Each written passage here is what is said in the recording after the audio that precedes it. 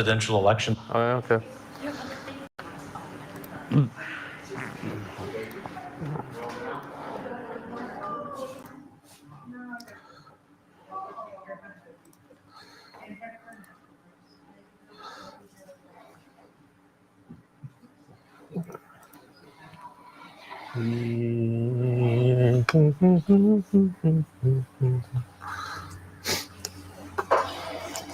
I guess I'll wait a few minutes, right? It's still 6:01 or?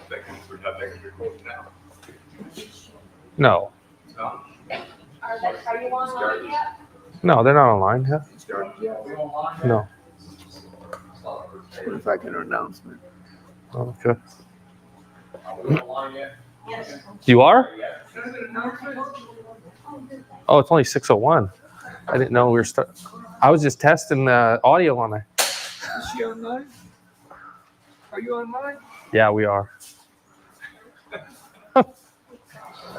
Didn't realize. Okay. All right, guys, welcome back. Sorry we're rushing into this, I guess. But tonight's study is going to be a continuation kind of some of the things we've already learned. There were some other things I was going to share, but I think I'm going to just keep it to this issue here, trade unions and coming Sunday laws. Some of what we've learned, but just building on already what we've learned. We've probably had about, we've already seen several things in regards to these points, but I want to bring some prophecies out, especially the last prophecies. I know most of us understand some of the basic prophecies, like the 2300 days and 1290 and Daniel 7 and other things like that. But we're getting to what I believe is the end of time. And God has given us some prophecies with respect to unions and Sunday laws. And so this is going to be kind of interesting. We're going to kind of open up this as we go into the final meeting here. So if we can, I guess we'll just let's have a prayer before we go, and then we'll get started. Heavenly Father, just want to thank you for being with us here tonight. We do ask that your Holy Spirit would be with us. We know that without you, we can do nothing. And Father, we want you to guide us in everything. Guide us into all truth. Guide our minds into truth. I know that I can only show so much, but Father, it's you who can put these things on their hearts and their minds. And I pray that you would inspire our hearts, especially to give a loud cry with a loud voice right now. Babylon is fallen. That's the call that you've called your last people to give. And I do pray that you give us understanding of these things. In Jesus' name, I thank you. Amen. Anybody ever heard of Build Back Better? Yeah? That's like the World Economic Forum and stuff like that, right? Build Back Better. Now, if you remember in the Bible, in the book of Genesis, chapter 11, there was some people who wanted to build something, and they were kind of trying to build back better. Why were they trying to build back better? Because God destroyed the earth with a flood. And so they said, let us build a city and a tower so that we might reach unto heaven, And that was, the name of that tower was called Babel. And that's in Genesis chapter 11. That's the first time we find Genesis chapter 11. But here, I'd like to share with you that there are some people that believe that they are going to build the future. And I think it's kind of, I'm not sure what. Oh, sorry. I just wasn't sure what you wanted. Okay, so we build the future, build back better, building modern day Babylon. And again, trade unions, coming Sunday laws. And we've been talking about this quite a bit so far, but I'd like to just share with you some of what's going to lead into this final acceptance by most people of the coming Sunday laws that are coming. This is David Rockefeller, and he is a major with regards to the banks. Of course, he's no longer with us, but he said, all we need now is the right major crisis, and the nations will accept the New World Order. Now, there's many people standing in his place today, like Klaus Schwab and company, and World Economic Forum, the bankers of today. And they know that all they need right now is the right major crisis. And we had some pretty serious crises already come in, such as we had with COVID-19 and other things like that. But now we have some other crises that are going to come very quickly and rapidly, such as maybe disease X or whatever they're calling for. But Let's just look at this map for a sec. This is a United Nations map, and you'll notice that it is divided into 10 regions in the world. You see the 10 regions here? We've got all of the regions. So the United Nations would include all of the nations, whether it's the United States or whether it's China or Russia or whatnot. And this is what they're trying to do, is unite us into United Nations. Now, I just want to go to my Bible for a second regarding the 10. It says in Revelation chapter 17 that there is a beast in Revelation 17. And this woman sits upon a scarlet-colored beast full of names of blasphemy, having 7 heads and 10 horns. Now, what do we know to be the woman here? This would be the church, right? The Babylonian church, which is, some of us would call that the harlot, the RCC. And then we have a scarlet-colored beast, which is a red beast. Now, many have mixed this beast up with the book of Revelation 13. They say, this is the leopard-like beast. But no, this is a red beast. It's a scarlet-colored beast. And it's kind of similar to the one in Revelation 12, where we see the woman in the wilderness in Revelation 12. And then there appeared another wonder, a great red dragon, having 7 heads and 10 horns. Very similar to this one here in Revelation 13, a scarlet-colored beast having 7 heads and 10 horns. And the woman here was arrayed in purple and scarlet, and she gets her seat, power, and authority from this beast. And that is the dragon. Now let's go down a little bit, and we'll notice something about this beast here. The 10 horns that it has, it says, are 10 kings which have received no kingdom as yet, but receive power with that king as kings for 1 hour with the beast. So is there a kingdom yet to come here? You'll notice there's no kingdom as yet. I want you just to look at these verses here. A lot of people have read these and often wondered about these. There are 7 kings, 5 are fallen, 1 is, and the other is not yet come. What's the one that's not yet come? It's the 10 horns. Does that make sense? There's no kingdom yet, right? Not yet come. The 10 horns have received no kingdom yet, but they will receive power 1 hour with the beast, which is the dragon, which is Satan. Now, if you've ever looked into the United Nations, you'll understand that dragon is actually basically at the bottom of the foundation of that. They have an actual building called where they host this company called Lucis Trust, or Lucifer's Trust, which is basically the one that they want to give power to. And it says, these have one mind and give their power and strength unto the beast. And it tells us, these shall make war with the Lamb. Now, we've been learning about Revelation chapter 12 and 16 and this great battle that is to take place, this spiritual warfare. And it comes from the dragon. As we read in Revelation chapter 12, 17, talking about the war, it says the dragon went to make war with the woman. And we've been over this on a few occasions. But there's some certain prophecies here I'd like you to catch in Revelation 13, where this other beast gets his power, seat, and authority from the dragon. And this is the papacy. And down at the bottom here, at the end of this, there's another beast coming up out of the earth.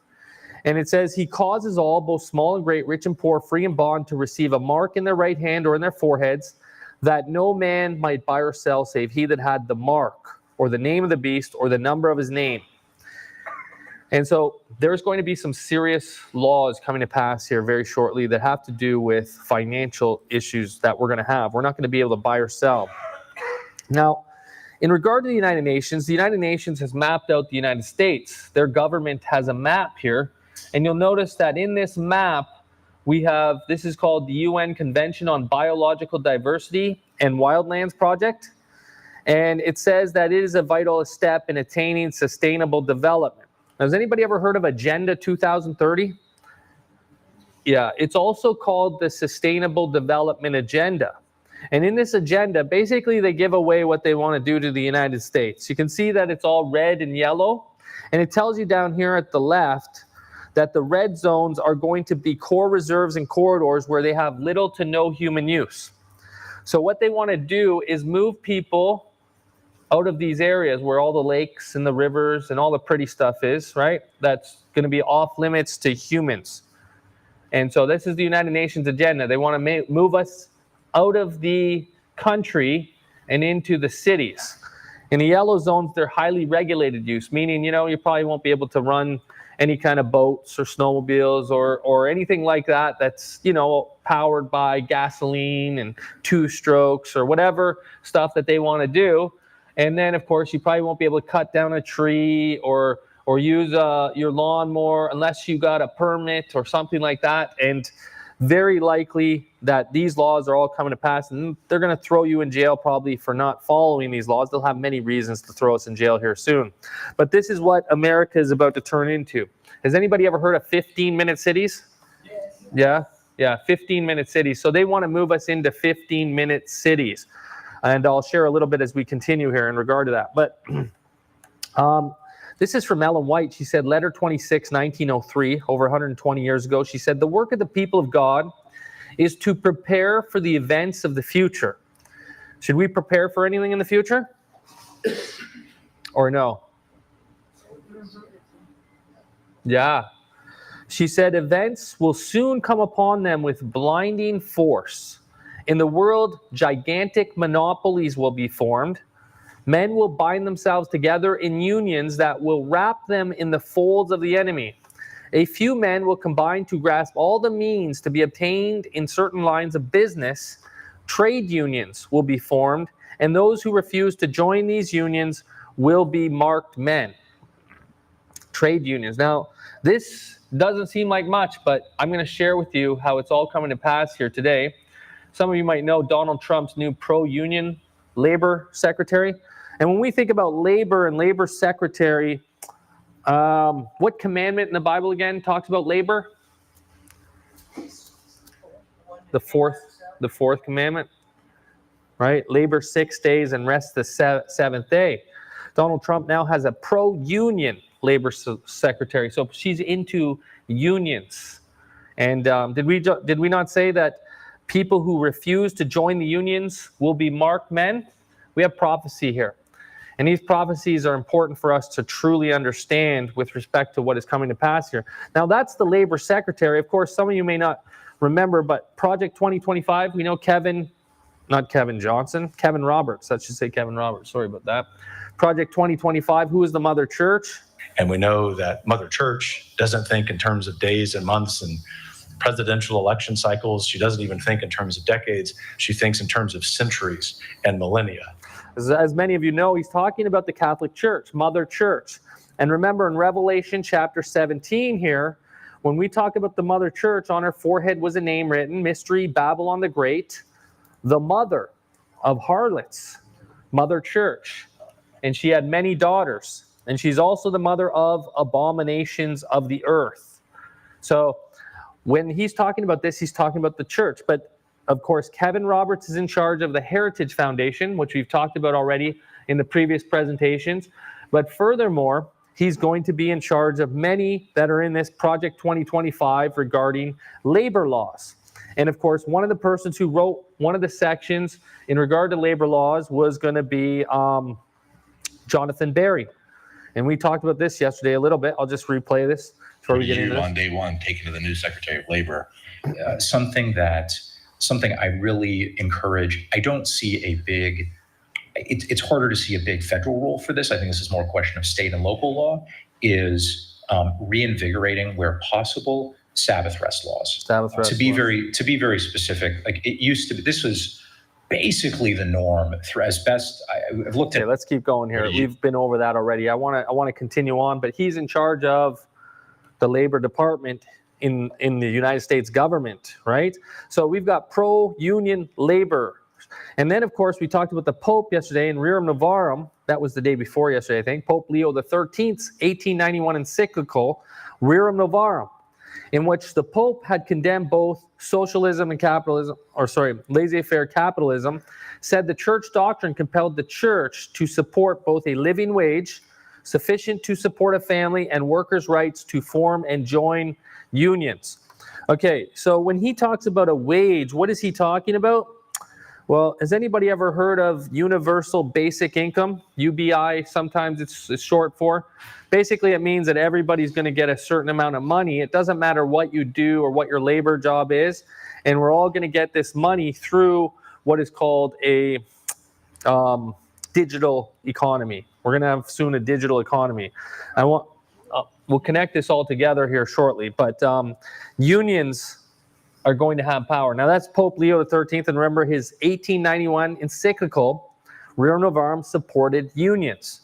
And I'm going to keep on going here. I'm not going to get too much into it, but if you read Rerum Novarum, again, what does it talk about here? Cessation from work and labor on Sundays, right? Should rest from labor to the worship of the eternal Godhead. And this above all, which is the reason and motive for Sunday rest, okay? So that's Rerum Novarum. That's Pope Leo XIII. This is from the 1890s. That's the Pope before Leo XIV. And we talked about how he took his name because of the history of previous Pope Leos, right? So, you know, the Pope changed in 1960. If the Pope changed in the 1960s, why do they always bring up popes from the past and rename themselves after popes from before 1960, like the 1800s? Yeah, because it hasn't changed. It has the same agenda. Nothing's changed. And some of our leaders in Adventism think that it's changed, but it hasn't, right? So in the 1891 encyclical, Rerum Novarum supported unions, laid the groundwork for the church's teaching on a just wage, and rejected socialism outright. Now let's just keep going here. This is again Ellen G. White. And so we've got a lot of prophecy in regard to this. And she said, the time is fast coming when the controlling power of the labor unions will be very oppressive. Again and again, the Lord has instructed that our people are to take their families, where? Away from the cities, into the country where they can raise their own provisions, for in the future, the problem of buying and selling will be a very serious one. So when we talk about the labor unions, do they have much to do with regards to the problem of buying and selling as mentioned in the Bible? Revelation 13, right? There's a connection there to the labor union problem that we're about to come into. And not just that, but there's also a connection. When we see these things connecting together, there's a call, come out of Babylon, but come out of the cities. You know, when you think of the Tower of Babel, there was a call to separate right after that from Abraham. Abraham was called away, out into the country. And the same thing God does over and over again. He calls his people out of Egypt. He calls his people out of Babylon. God calls his people out and away from the cities. There's nothing new. It's always the same because, and if you read Revelation chapter 12, the woman has a place prepared for her in the wilderness where she flees for 1,260 days or 1,260 years. And that is time times half the time, as some of you know the prophecy, right? But again, Kevin Roberts, his decision to take the name Leo the 14th has given me high hopes for his papacy. Do you think Kevin Roberts knows what's going on here? Yeah. Non-Catholics may not know, but Kevin Roberts knows, right? But Pope Leo XIII has an excellent pastor of his flock who led the church to engage modernity, was an enemy of both communism and unrestrained capitalism, and a staunch defender of the dignity of work and workers. His 1891 encyclical Rerum Novarum is the foundational document for Catholic social teaching and a masterpiece of political economy. So if Pope Leo XIV follows in the footsteps of his namesake, the church and the world will be blessed. And this is, of course, Kevin Roberts, who basically is almost running the show for President Trump and all of everything that Donald Trump does right now. He's basically in charge of the United States of America. U.S. Vice President Vance visits Pope Leo and invites him, an American, to visit home, to visit America, to speak on behalf of Congress, to come again. Iowa Rep. Marionette Miller Meeks pens letter inviting Pope Leo to address Congress. What happened to the Protestant government that we have? It's no longer protesting. Not only that, but it's making room. J.D. Vance could become second vice president after Trump picked him, and he says, my views on public policy and what the optimal state should look like are pretty aligned with Catholic social teaching. And then furthermore, Pope Leo XIV might advance Catholic social teaching because it was invented by Pope Leo XIII. He's the last, as they say, Leonine pontificate that gave us Catholic social teaching. And Catholic social teaching, of course, pushes Sunday rest. Sunday rest instead of Sabbath rest. right? So all of these things lead us right to what the papacy calls their mark of authority. The Catholic Church claims that the change, Saturday, Sabbath to Sunday, was her act, and the act is a mark of her ecclesiastical authority in religious things. Sunday is our mark of authority. So again, what does that bring us back to? Revelation chapter 13. Talking about the mark, he caused all, both rich, small and great, rich and poor, free and bond, to receive a mark in their right hand or in their foreheads, and that no man might buy or sell, save he that had the mark. So we're catching all this. This is all part of it, but I want to share with you some things with regards to the coming economy. The thing that we have to... this. We've already talked about these things. The power of the first beast is going to be exercised in America. We've seen these videos already. But let's continue on here. First American Pope is viewed as an ally for global workers.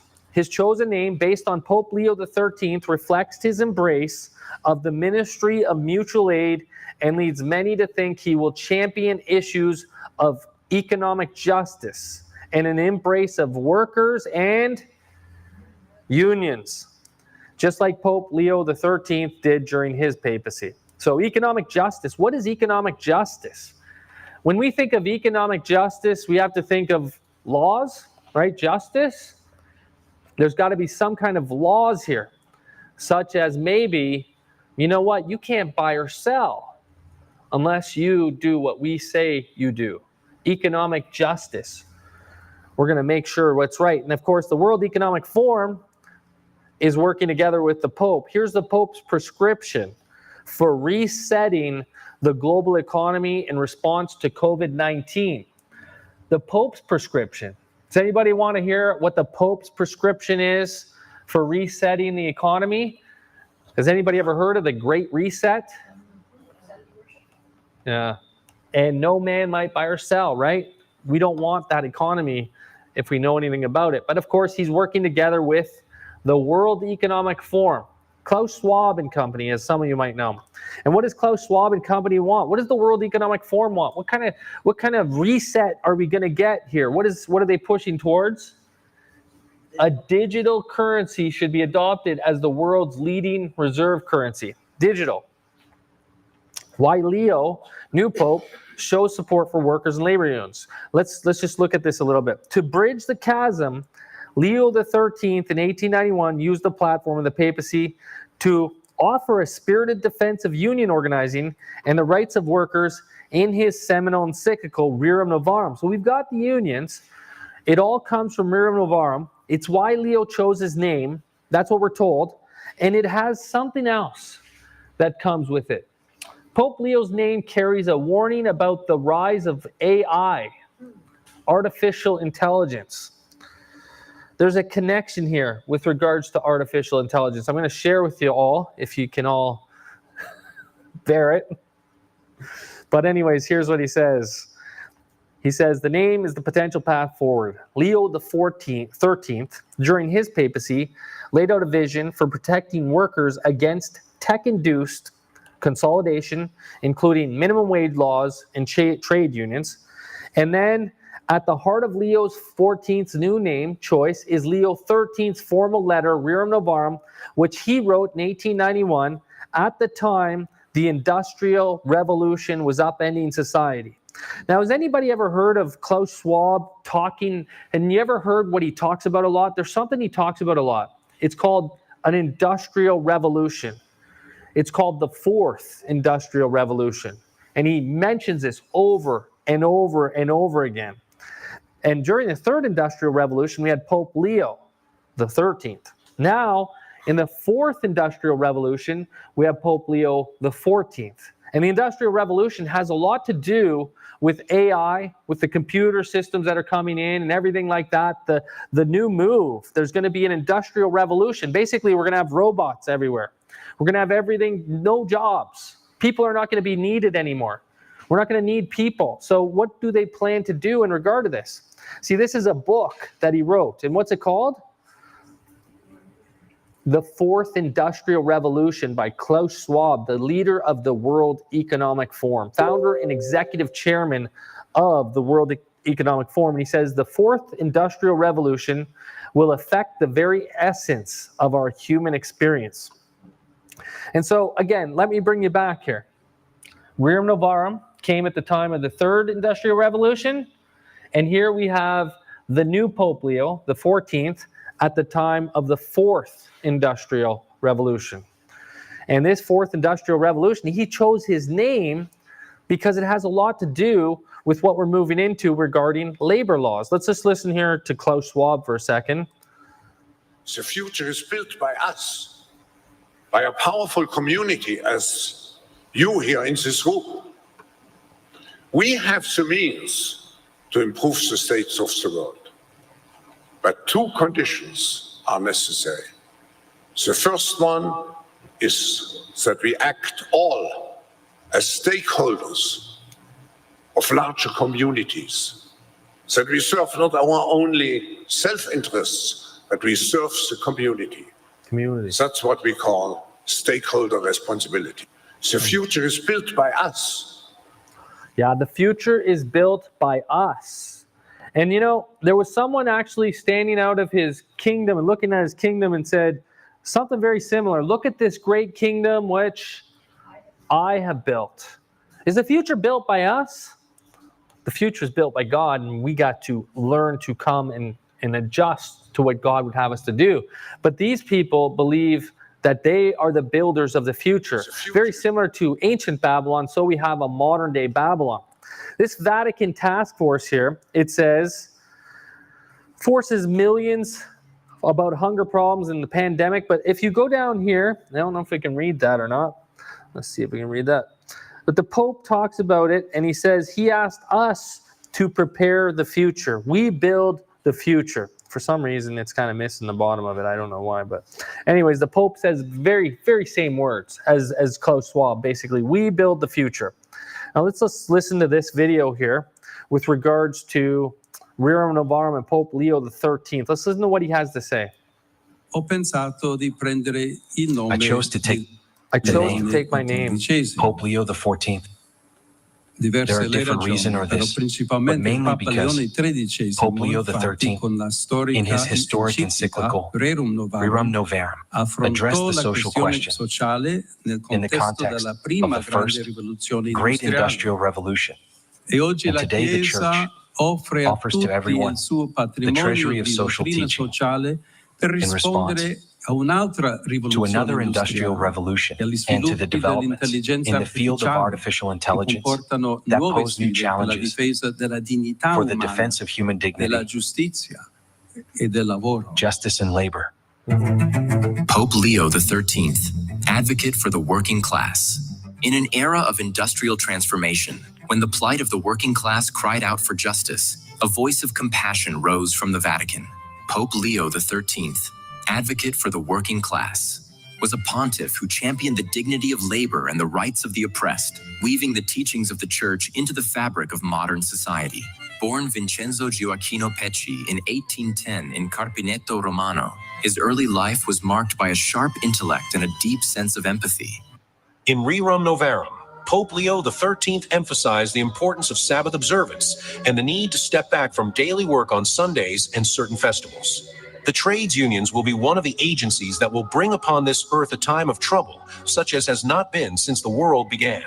Now, the American Pope Leo XIV is ready to push the agenda of Pope Leo XIII by keeping Sunday wholly on favor of the rights of workers and for the sanctity of the family.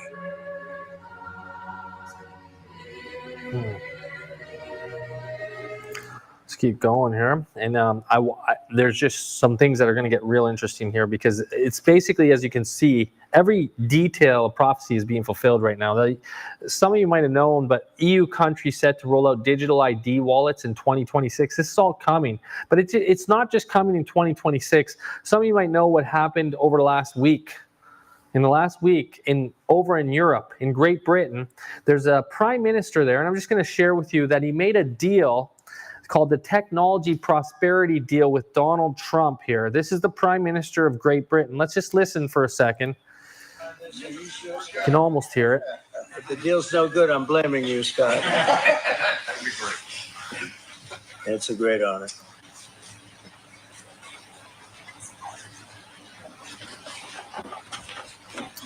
Now, why are they signing this? What's the purpose of all this?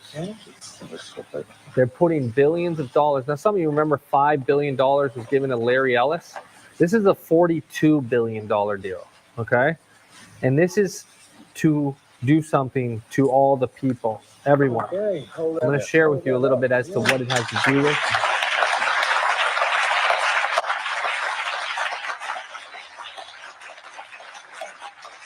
We'll see where this goes here in this next video. Just listen carefully. This is the Prime Minister now of Great Britain. Be able to work in the United Kingdom if you do not have digital ID.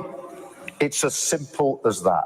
Well, the government says digital ID will be compulsory for everyone in the UK, but you won't actually have to use it, to carry it, or show it to anyone. Okay. Now, digital ID, what was the name of the deal that we just had? The technology prosperity deal? Digital ID, do you think they're working together?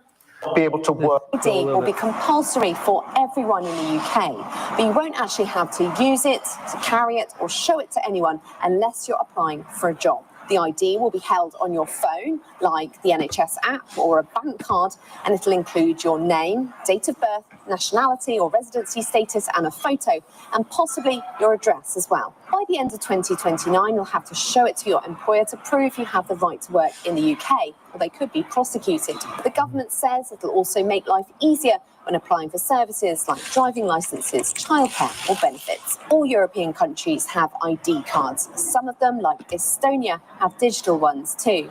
Identity cards were brought in. Okay, I'm not going to play all this, but this digital ID, the purpose of this is to put your money on your digital ID card. And so when you don't have this digital ID, you won't be able to buy or sell. But not only that, but it gives them control of where your money is, because what they're about to do is basically end cash. There's coming an end of cash everywhere, and it's going to start over in these European countries here. And so that's what we're moving towards. And I just want you to know, this is, again, Tony Blair. He used to be the former Prime Minister of Great Britain, right? This is the former Prime Minister. And who's he working with? You're going to catch all the details here of what's going on and how this relates to America. I'll come back to that in a second. Tell us a bit about because you're right at the forefront of this revolution, what it means for what government should do in terms of its digital infrastructure, digital ID, data centers, and so on. I want you to know who he's talking to here. He's talking to a man named Larry Ellison. And I mentioned him yesterday. I remember I told you he bought CNN, CBS, TikTok, all these other companies that he's taking over, and they're becoming basically controlled. Now he's talking about digital ID, and who do you think's behind this in Great Britain and behind this deal that Donald Trump signed called the Technology Prosperity Deal? Larry Ellison, okay? So this man's got a great smile on his face, as you can see, when he's talking about digital ID and other things. Tell us about it. It sounds so exciting, right? How do you take advantage of these incredible AI models? And the first thing a country needs to do is to unify all of their data so it can be consumed and used by the AI model. You have to take all of your healthcare data, your diagnostic data, your electronic health records, your genomic data. And in the Middle East, in the UAE, for example, they're incredibly rich in data. They have a lot of population data. The NHS in the UK has an incredible amount of population data, but it's fragmented. It's not easily accessible by these AI models.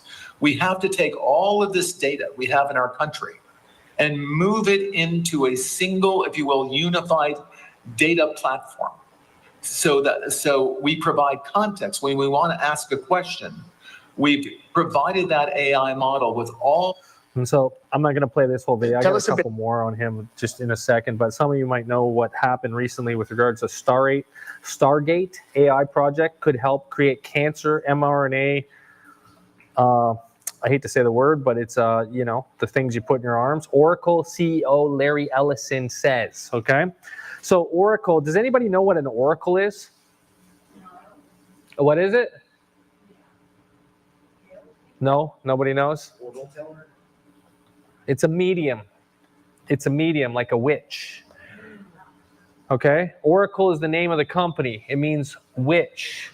Now, does anybody know what stars are in the Bible? Stars. Symbolic of angels. AI, Stargate project, Stargate. So what would be a Stargate then? If we were to think biblically in regards to Bible prophecy, what would be a Stargate? It's kind of like an opening, a porthole or something. You know, ever heard of a Ouija board? Those are like portholes or mediums that you can use, and it has like letters on it like A, B, C, D, E, F, G, right? You can talk to these spirits from another world. Now, what do you think AI is going to be able to do? Yeah, we're going to be able to talk to spirits, but the spirits are not only going to have, they're going to have power. Because remember, what does it say in the Bible, Revelation 16 and 17, that these spirits are spirits of devils that go to the kings of the earth and gather them. And so they're going to control a lot of things, such as whether or not you need your latest shots in your arms or whatever, right? And here is Donald Trump saying that this project is going to create 100,000 American jobs. He's lying, right? He's lying. He's not telling the truth. It's going to take millions of jobs. Welcome back to CBS News 24/7. So President Donald Trump also today celebrating hundreds of billions of dollars. The tech executives say they will invest in artificial intelligence. So those executives from OpenAI, SoftBank, and Oracle, they joined Donald Trump at the White House. Here's the sell by the president to you, the public. Together, these world-leading technology giants are announcing the formation of Stargate. So put that name down in your books, because I think you're going to hear a lot about it in the future. A new American company that will invest $500 billion at least in AI infrastructure in the United States, and very, very quickly, moving very rapidly, creating over 100,000 American jobs almost immediately. You decided to do this. I assume you've been working on it for a long time. We have been working on it for a long time. The first data centers are actually under construction in Texas already, and we'll be turning them over to Sam to start training their next model. The data center we already built, it was the largest computer ever built. The data center we're building will surpass it and be the largest computer ever built, which enables this AI, which will allow personalized medicine. Mm-hmm. So he's got $500 billion from Donald Trump. So he's not only behind Donald Trump, he's also behind, as we see in the UK, moving towards a digital ID. And of course, Donald Trump is laughing and smiling as he works together. Why? Because this is the, as you said yesterday, this is the beginning of golden age. Beginning of. What is it? Why? It's because it's the beginning of the golden age, right? We're moving into the Babylonian age. Golden age. Last month I came to celebrate your winning and promised that we will invest $100 billion. $100 billion. And you told me, oh, Masa, go for 200. Now I came back with 500. 500 billion. Because this is the, as you said yesterday, this is the beginning of golden age. Mm-hmm. Yeah. So keep in mind, where did the golden age come from? We talked about this already. Dawn's early light. And this is the Heritage Foundation. You'll notice the date on this. This is 2023. They have articles back to 2021 talking about the golden age. So the golden age is not something that just came to pass recently in 2024 when Donald Trump became the president. He's not the one who came up with this. This was coming from, of course, Kevin Roberts and company, the Heritage Foundation, right? And Larry Ellison's Oracle was started as a CIA project. Well, what is the CIA? What's another, some of us say Catholics in action, right? But Larry Ellison says that AI will someday track your every move. Is that the kind of person that we want to control everything, right? Doesn't look too good. And I could play all these videos. Surveillance is absolutely essential, he says. He says it'll track you when you go to the bathroom. He's one of the 10 richest persons in the world. He's number 4 after Elon Musk, Jeff Bezos, and Mark Zuckerberg. And Donald Trump, of course, was pressing him and Elon Musk to buy TikTok. And of course, he did buy TikTok. But Elon Musk, why Elon Musk? Why is Elon Musk involved in this? Is Elon Musk coming out against the coming AI system and the potential of AI taking over. I heard Elon Musk say it's like letting the devil out, right? But yet he's still pushing forward with it. He's building robots. You know, that's kind of strange, right? The police will be on their best behavior because we're constantly recording, watching and recording everything that's going on. Citizens will be on their best behavior because we're constantly recording and reporting everything that's going on. And it's unimpeachable. The cars have cameras on them. I think we have a squad car here someplace. But those kind of applications using AI, if we can use AI, and we're using AI to monitor the video.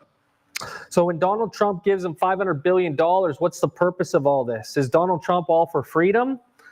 Is Donald Trump pushing freedom? The police, another thing, body cameras. We've completely redesigned body cameras. Our body cameras cost $70. Normal body camera costs, I don't know, $7,000. Our body cameras are simply lenses, two lenses attached to your vest, attached to the smartphone that you're wearing. And we actually take the video that the police officer is, by the way, and the camera's always on. You don't turn it on and off. And by the way you turn it on, you can't turn it on. I'm going to the bathroom. Oracle, I need 2 minutes to take a bathroom break, and we'll turn it off. The truth is, we don't really turn it off. What we do is we record it so no one can see it, but no one can get into that recording without a court order.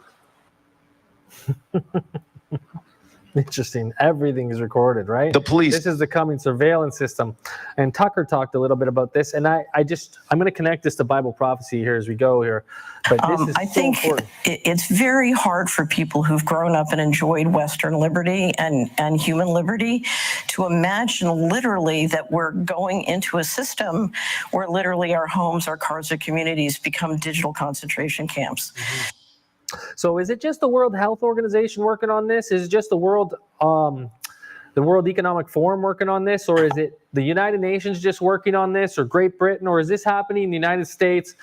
You know, is this all just left-wing stuff? Or is this like both wings basically in the same bird going to the same agenda? And they play off one another almost like they're enemies, but both of them, it doesn't matter where you go or which direction you go, you're going into the same agenda, right? You know, it doesn't matter whether it's Donald Trump or whether it's Joe Biden. Now, I want to bring out some Bible prophecy here. The Pope Francis calls for global COVID-19 recovery plan and message to the World Bank and the IMF. Does anybody know who the IMF is? I'll share with you a little bit. IMF. It's not Israel, no, but it's close. It's International Monetary Fund. And this is the managing director. Her name is Kristalina Georgieva. She's working with the Pope and the Pontifical Academy of Social Sciences. And what do they want to do? Well, they want to bring in a central bank digital currency for financial inclusion. And that's what it says here. This is a video on YouTube. You can find all kinds of videos like this. But when we talk about digital inclusion, you know, we're gonna be included in the economy. If I don't include you, what am I doing then? Excluding you. Yes, I'm excluding you. No man might buy or sell unless we say so. This is what these people are going to set up, right? And you can see this. Listen carefully here. Information provision that covers for people how not using cash is better to protect yourself against crime, and how if you use digital money, you can graduate from payments to credit. And that, of course, enhances financial inclusion. Enhances financial inclusion. So we're going to have financial inclusion, financial exclusion. What does he say, though, about this CBDC that's coming in? This is biblically prophetic. I want you to listen carefully. Bear with me on giving you an image and then outlining 3 priorities for CBDCs to help. Here is the image. We have been talking this last couple of days of the difficult time we are in, that our world economy is like a ship in choppy waters? Well, the image we can add to it is thinking of CBDCs as being a new fleet of ships. Anybody find that biblically prophetic at all? Anywhere? Ships? Bible talks about ships, right? Doesn't it? Okay, so Daniel chapter 11, horses, ships, right?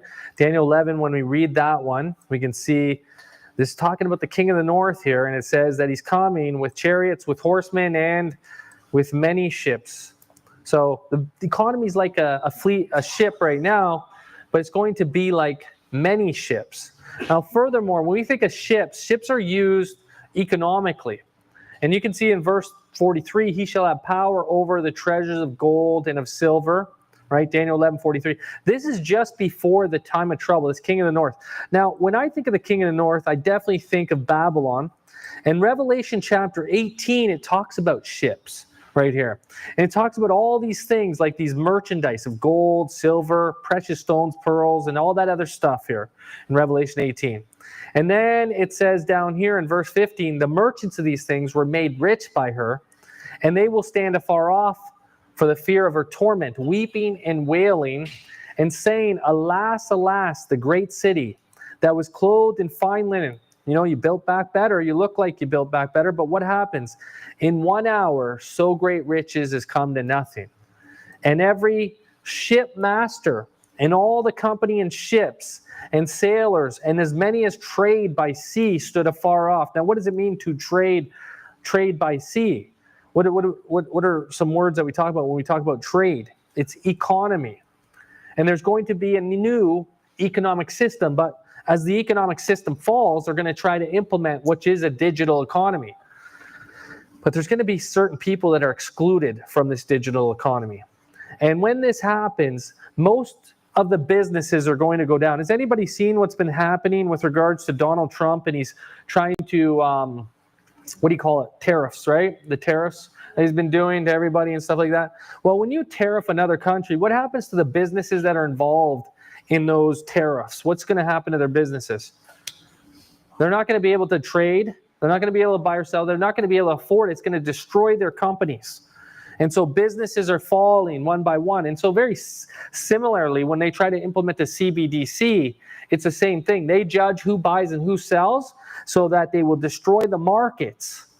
And then all of everything, the trade is going to stop, because once you start to destroy, like, you know, say I trade with 10 different businesses with my business, you just messed up 2 of them. And what happens to my business now? It starts to fall. And then when my business falls, guess what happens to the next businesses that are associated with my business, the other 8? They start to fall. And then the next business, it's a domino effect. And so as they start to do this, this is going to cause a domino effect that's going to continue to roll down until the entire economy is completely destroyed. And that's exactly what's coming here. So they cried when they saw the smoke of her burning, saying, what city is like to this great city? And they cast dust on their heads, and they cried and wept and wailed, saying, that great city wherein we were made rich. We were made rich. We had all that had ships in the sea by reason of her costliness. For in 1 hour she was made desolate. Now, Jesus told us to watch for something at the end of time.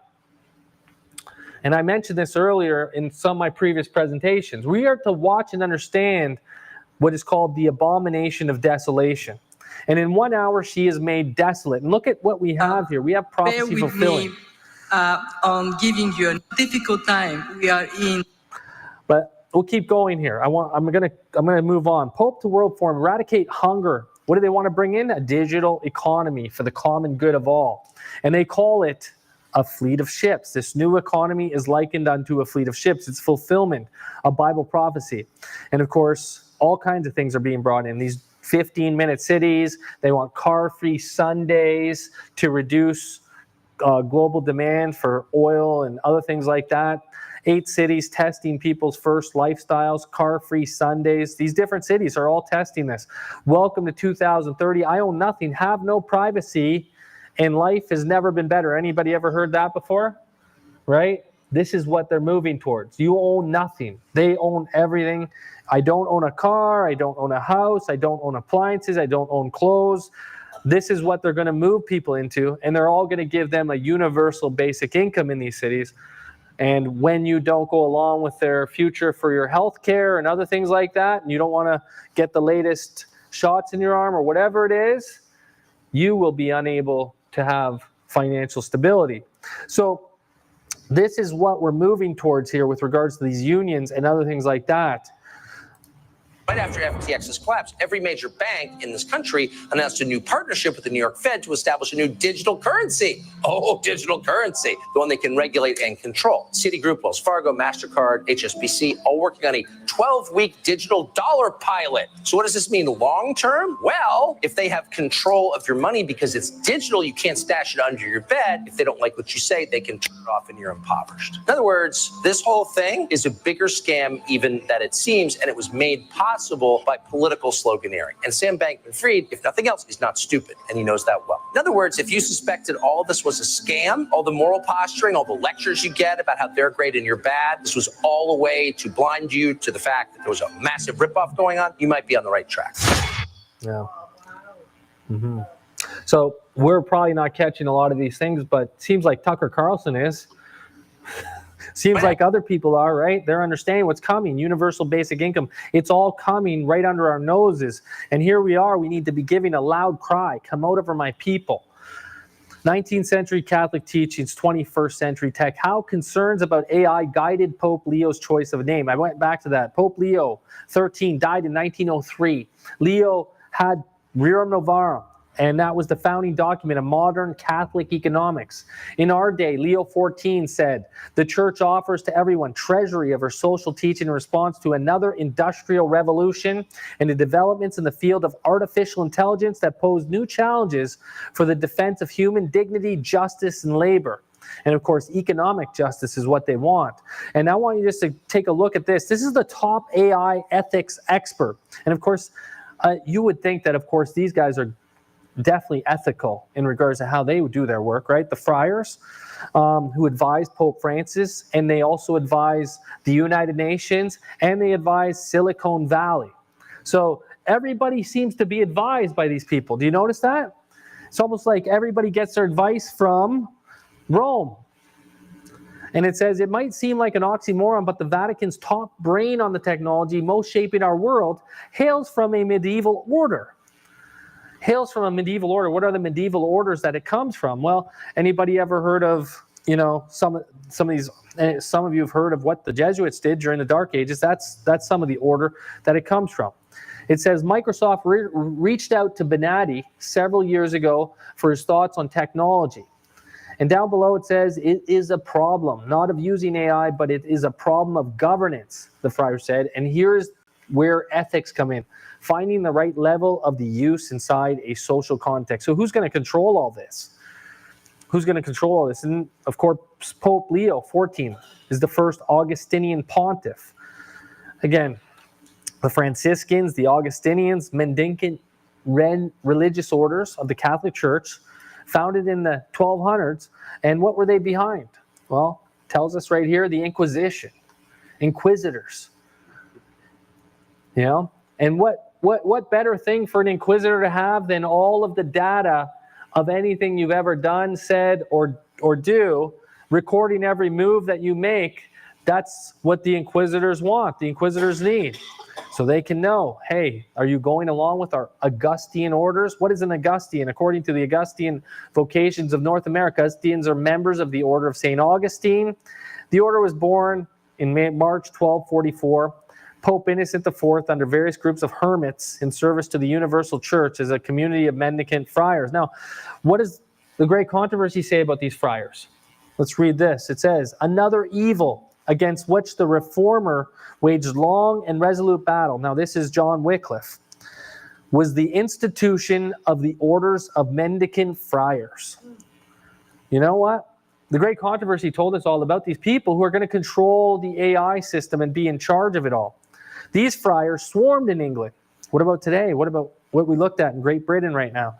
What do you think? Who's in charge of it? Who's in charge of this digital economy and these digital IDs that are all coming out in Great Britain and then, of course, in the United States? Casting a blight upon the greatness and prosperity of the nation. Do you think there's going to be a lot of prosperity right now? The prosperity of the nation, industry, education, morals, of course, morals. What kind of morals do they have? All felt the withering influence. By the influence of the friars, many were induced to enter a cloister and devote themselves to a monastic life, and this not only without the consent of their parents, but even without their knowledge and contrary to their commands. There's a lot more to be said on that. Obviously, this is a book that I, again, highly recommend. It's got so much for our times. But I want to talk about the Jesuits a little bit here. Some of you might remember when the Pope was brought into America, and we had John Boehner, right? And of course, he was working with the vice president. He was the head of Congress at this time. I walk in the speaker's office, and there are 20 gentlemen in there representing every Protestant faith known to man. And so Dr. Land was the head of the Southern Baptist Leadership Conference, and he said, Congressman, are you inviting the Pope here as the head of the Catholic Church, or are you inviting the Pope here as the head of state? Well, remembering my training at Xavier, said, Dr. Lane, he'd be coming here as the head of state. Well, congratulations. We're all for you. Okay. That was an important distinction. Yes, it was. Yeah. Head of state. I had Jesuit training in order to understand that he was the head of state, not the head of a church. Because we can't have the head of a church speaking on behalf of Congress. We know what the First Amendment says, right? Oh. And so, anyways, in regards to the Jesuits, again, they're mentioned in Great Controversy, page 235. And it says, under various disguises, the Jesuits worked their way into offices of state, climbing up to be the counselors of kings and shaping the policies of nations. They became servants to act as spies upon their masters. They established colleges for the sons of princes and nobles and schools for the common people. And the children of Protestant parents were drawn into an observance of popish rites. So where are they right now? Where are these people right now? Running our Congress in the United States, bringing the Pope into Congress, bringing Catholic. This is all part of what we've been told that would come to pass. Some of you might remember Abraham Lincoln. He was shot and killed. He's one of the presidents that was killed. And he said, I'm so glad to meet you again. He said, you see that your friends, the Jesuits, have not yet killed me, but they would have surely done it when I passed through their most devoted city, Baltimore. And then President Lincoln also said regarding the Jesuits, if the American people could learn what I know of the fierce hatred of the priests of Rome against our institutions, our schools, and our most sacred rights, and our so dearly bought liberties, they would drive them out as traitors and would definitely not have them as the head of the Congress of the United States. Right? But what do we have but to forget our history? And you know what God always says in the Bible? He says, remember the way that I led you out in the past. You know? And what do we do? Remember the Sabbath? You know? What do we do instead of remember all the time? It's nothing to fear for the future, except we forget the way that the Lord has led us in the past. There's nothing to fear for the future. Now, some of you might know the other side of the coin. Bernie Sanders vows to reintroduce a bill to reduce the work week to 32 hours. 32 hours now, 32-hour work week. And this is in Congress. Listen carefully. Why do they want a 32-hour work week? There's a pretty wild thing happening in America today. In 2000, 70% of Americans belong to a religious institution, but today that number is 50%. This has been a pretty precipitous decline in the ability or willingness of Americans to go to church or to a religious institution on a regular basis. And I think that has lots of broad impacts in our society. But there are a lot of reasons for that. But one of them is that Americans just have less free time. When you have to work 70 hours to get the same standard of living for your family that 40 hours would have gotten you a few decades ago, you don't have time to go to Wednesday night Bible study. You might not have the ability to even attend church or services on a Sunday. You can talk about church if you want or if you don't want. But it is just true that some of the leisure time activities, some of the institutions that Americans found value and meaning in are less accessible when you have to work these long hours. So these want to make America religious again. And this is not just the right wing of American policy here. This is the left wing. This is the left side. This is a pretty wild. Remember, it's Bernie Sanders we're talking about here. This is a pretty wild thing happening. I'd love to just hear your thoughts on that. Yeah, I mean, one of the biggest, it's one of the things we talked about with the 32-hour work week when we put that in our contract talks was the fact that we wanted to create work-life balance. What was it? Anybody ever heard the term work-life balance before? No? Nobody's ever heard it? Okay. We need a political movement of workers. And this is Sean Fain. He's the United Auto Workers president, Sean Fain, and he explains his union's position. What does he want? Union's position? He's into unions, right? On tariffs, and argues that we need a political movement. He basically started to agree with Donald Trump about unions and tariffs. And what do they want? What are they moving towards? Well, work-life balance, 32-hour work week. We'll catch what here in a second. Sean Fain explains why he supports Trump's tariffs. I'm going to move on here because both parties are going on the same direction here. Contract talks was the fact that we wanted to create work-life balance. And as I say, when you're working multiple jobs to live paycheck to paycheck, or you're working 7 days a week, 12 hours a day, something else is sacrificed in that. And it's what ends up happening. You have to sacrifice, ability to go to church. If it's something else to do on a Sunday, maybe you get a Sunday off and you haven't slept all week and you spend the whole day sleeping. I mean, that is a reality a lot of workers face on some of the schedules they work. And I do believe Congress has an obligation here in spending priorities and regulations. So it's about going to church on Sundays. That's what it's coming down to. So Bernie Sanders talked about a 32-hour work week. What's really behind it all? The 40-hour week, as I recall, was established in 1940. All right, that is 84 years ago. There have been a few modest changes in the economy over the last 84 years. And what's gone on is workers today are far more productive. I mean, think about all of the technology and equipment that's out there today.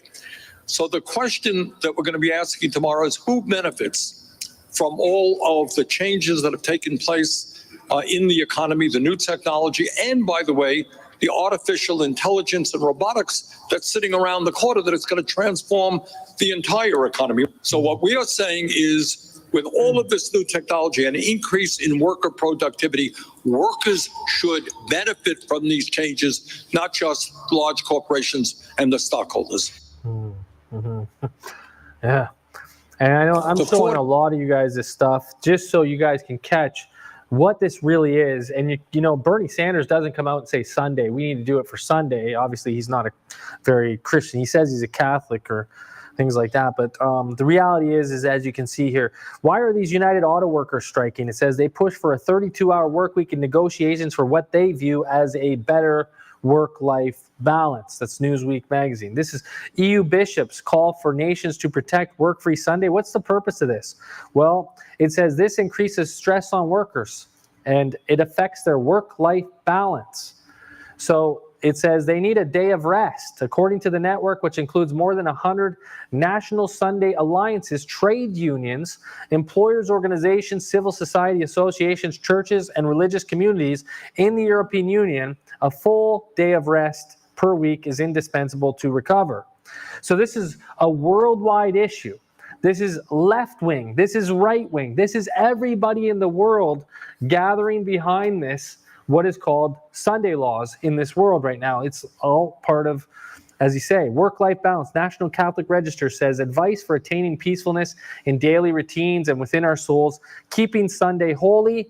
We might start by evaluating how well we keep the Sabbath holy. To keep Sunday holy is not a suggestion, but a commandment. And the EU Sunday Alliance, same thing, work-free Sundays. And of course, joint statement for work-free Sundays. And if you look back, it talks about Constantine. March 3rd, 321, Emperor Constantine decreed Sunday to be a day of rest.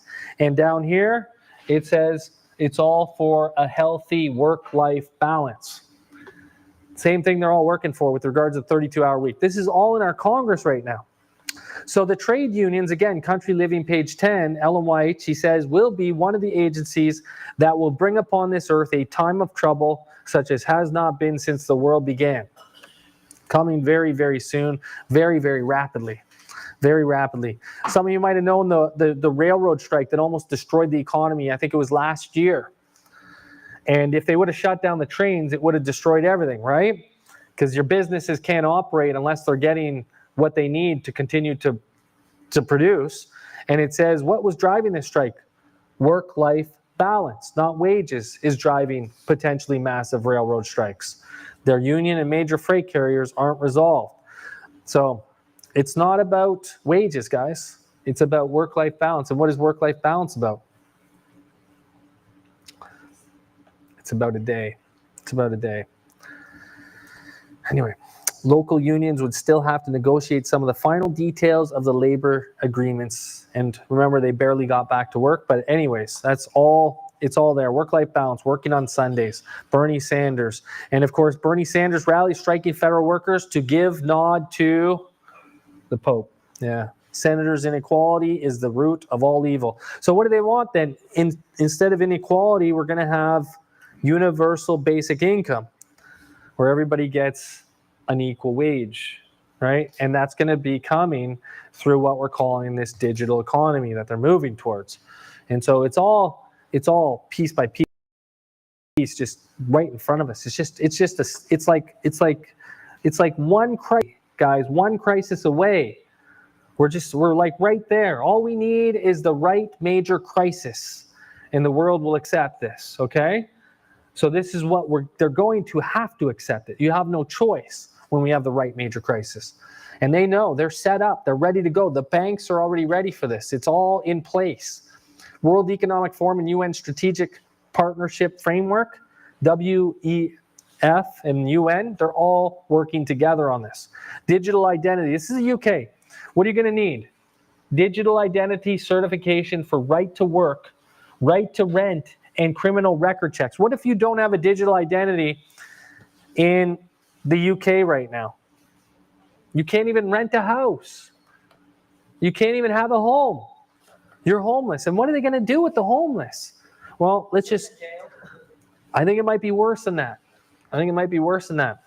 You know, all these people that are out on the streets right now, I think it's going to be worse here.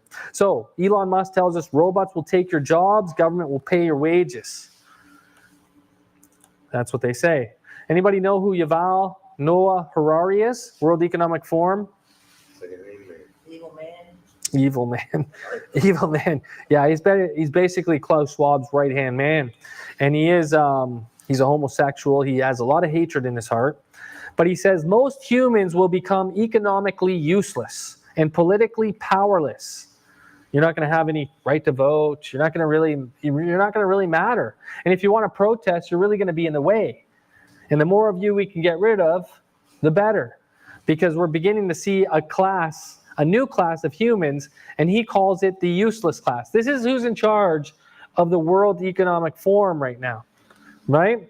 This is what they're moving towards with regards to all this AI and other stuff. These are the type of people that are going to run the world. These are the people that are behind what we talked about with regards to the Rockefellers and others, that all we need now is the right major crisis. And there's going to be a useless class that's going to accept this new world order. It says those forming the labor unions, again, Ellen White, are determined to have their own way. Violence and death mean nothing to them if their unions are opposed.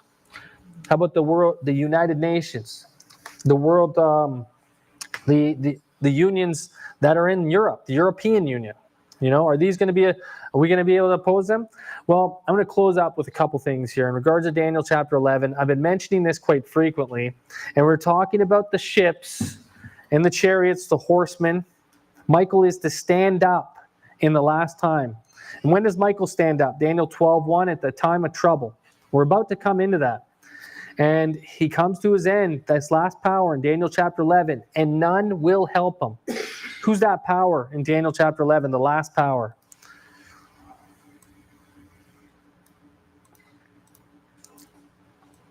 We got to know, guys, because we're going to go teach these to the world.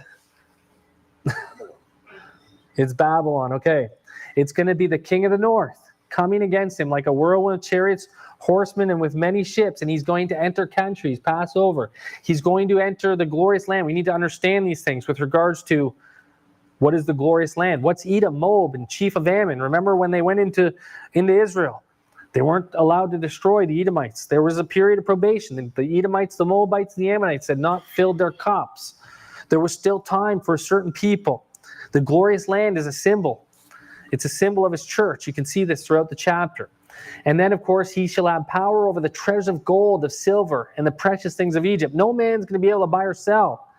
And tidings out of the east are going to trouble him, and out of the north are going to trouble him. And he will go forth with great fury to destroy and utterly to make away many. And he shall plant the tabernacles of his palace between the seas and the glorious holy mountain. Sitting in the temple of God, showing himself that he is God, so that he, as God, right? Who is this power here that's going to do this? He's the man of sin. And he's the last power that treads down the people of God, and he's brought to view in the book Revelation 13, 11, 18. His number is 666, James White. Furthermore, James White said, he shall plant the tabernacles of his palace between the seas and the glorious holy mountain. What's the glorious holy mountain? He says, yet he shall come to his end, none shall help him. Daniel 11:45. It is said that Palestine is such a glorious land, and that the Turkish seat of government is to be removed to that land. What does James say? Palestine has had the curse of God resting upon it ever since the death of the Son of God. But the western continent, America, is now at the time of the fulfillment of this prophecy, such a land. Has the papacy come to take power in the United States? He's coming for that. He wants to control that. Has he come into America? I want to share with you something from the book of 5 Testimonies, Ellen G. White.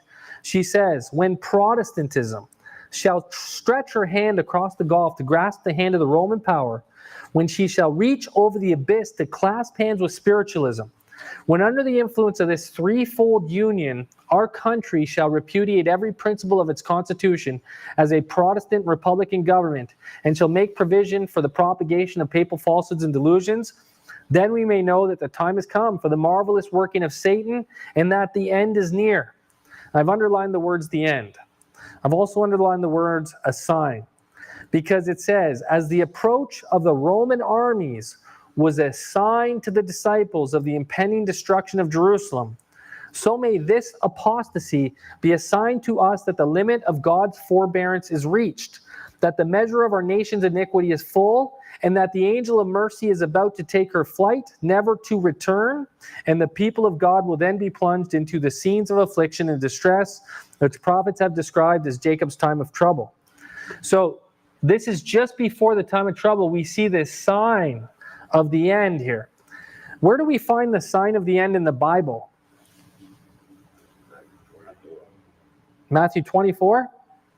Let's open up our Bibles for a second. Matthew chapter 24 definitely is true. Yes. Let's go to that for 1 second. I want to look at this for a second. What is the disciples ask? They ask, what shall be the sign of your coming and of the end of the world? So there's a sign here. And there's all these things have to happen, but the end is not yet, right? We've got all these troubles and everything like that. In verse 6, nation rising against nation, king against king. All these are the beginning of sorrows. They will deliver you up to be afflicted. They'll kill you. You'll be hated. They'll hate one another. False prophets will come, rise. Many iniquity shall abound. Love of many shall wax cold. But he that shall endure unto the end. We're looking for the sign of the end.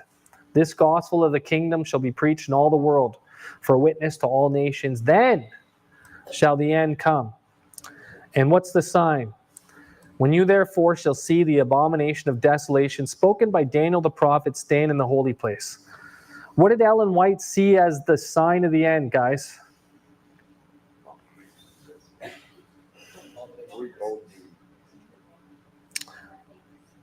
The union right here, the threefold union, right? The papacy grasping its hand over to grasp the hand of apostate Protestantism and spiritualism, all of them joining together. This is our sign of the end. It's like a sign. And what were we to do when we see the sign? What does he say next in Matthew 24? Flee out of Judea. What would God have us to do in this day when we see the kings of the earth gathering and uniting? Come out of the cities. We definitely want to be out of the cities. 10 horns make her desolate, right? We definitely want to understand these things so that we can do what we've been called to do. We started at the beginning to understand all these things. And I've lost that PowerPoint. I don't know how that just disappears completely. That's it, right? No, it's not. Okay, but anyways, I was trying to go back to show you what Ellen White said in regards to the sign of the end.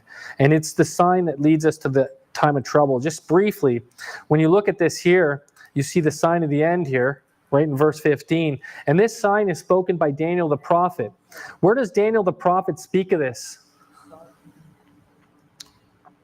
Before you flee to the mountains. We've been over it several times this week. It's just before the time of trouble, such as never was. And it's in Daniel chapter 11. And we have to know and understand these things at this time. God would have us to know and understand these things, not to be ignorant of these things, because there's a loud cry to be given in this time. And this is a message very important to us. It says, let them which be in Judea flee to the mountains. As that was a sign for the disciples, so may this apostasy be a sign to us to come out of her, my people. And then it says, pray that your flight be not in the winter, neither on the Sabbath day. For then shall be a time of trouble such as never was. And we want to discern and understand these things. God has given us the prophecies in Jeremiah and other places to really discern. But anyways, I'm going to end my study with this. And I know that I've shared about 4 different prophecies here in the last 4 days. I hope and pray that they only encourage us to be more vigilant, to realize that the time is short, and to realize that people's souls are hanging in the balance at this time.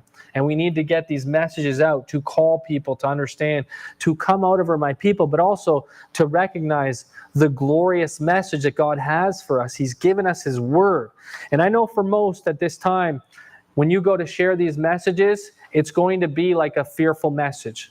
Go read the last and final warning in the Great Controversy. That's what she says. She says, when they hear these messages, they're going to run to their pastors in fear and say, are these things so?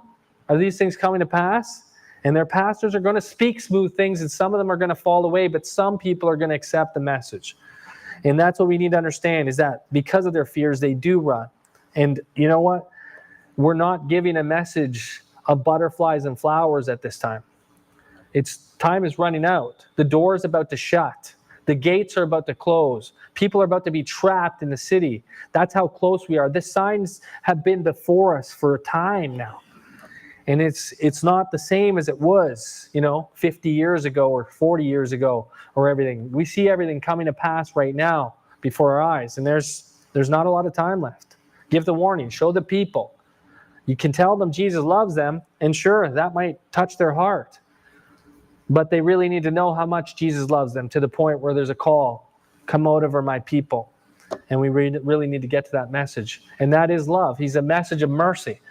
And he's given us a message of warning. Take heed. Prophecy is given for you to take heed. And for the most part, you know what? If we don't give that message, well, guess who's to blame? Guess whose blood is on our hands?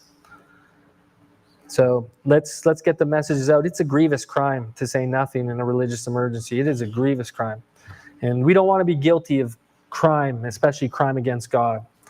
So it's a time to get serious about the message, to get these messages out. And I pray that everybody wants to get serious. And if anybody wants these PowerPoints, if anybody wants any of this stuff, and we want to do Bible studies, we're doing Bible studies every day now at 9 a.m. every day, so that we're getting established in the Word of God. And there's, we're on Zoom, and we're starting to get very strong in many different aspects of the Word.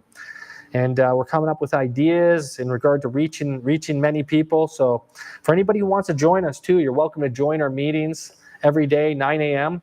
And it's, you know, it's really about how much do we love other people. Is that this time? 9 a.m. this time or 9 a.m.? It's usually every day. Eastern Standard Time, yes, sir. Yeah. So, and that's, you know, something that sometimes we got to have some issues with regards to doctrines and stuff like that. Sometimes we got to have some questions, and sometimes we might not understand everything, but God is wanting us to be really established in present truth right now. I really believe it. And, you know, to get the messages out, there's a good work going on here with all these books, the great controversies and other things like that, the cards, you know, we should be, and I'm going to get some of those cards too. I was talking to Gail. She said she could print up thousands of those cards, and they're very cheap. And we can just hand them out. We can talk to people everywhere that we go. And if somebody has questions, we're going to be able to have a conversation with these cards. We're going to be able to say, but can we give an answer right there and then? Because these people's souls are really on the line right now, you know? And people need to hear these messages. So we need to be diligent in getting our understanding so that when we do have an opportunity where somebody says, oh, so what kind of church you go to? Where are you from? And somebody starts asking us questions, we can really give an answer. And they can say, wow, I've never heard it like that before. And they can say, when can we join your studies? Can we come? Can we join? Can we get in on it? We want to know. We want to understand the signs of the times. Anyways, that's just some things that, you know, it's just on my heart. And I really believe that it's going to be on all our hearts at this time, that we want to get the messages out to the people. So let's just pray. Let's pray. Heavenly Father, I just want to thank you for being with us again tonight. Father, I know that your words are so important, and they're everything. Your words are your integrity. Your words are just so clear at this time as well. And you've given us warnings that we might take heed. You've given us the loud cry. And it is a message that is to lighten the earth with your glory. And we pray, Father, that we can truly reflect your glory, your character, your love for souls. And that we would be true missionaries in this time to go forth with this message that is clear, I believe, for us for this time. And I know we've talked a lot about prophecy right now. We also want to really have an understanding of your character, your grace, your mercy, and have it towards these people that are perishing in this world right now. We pray these things in Jesus' name. Amen.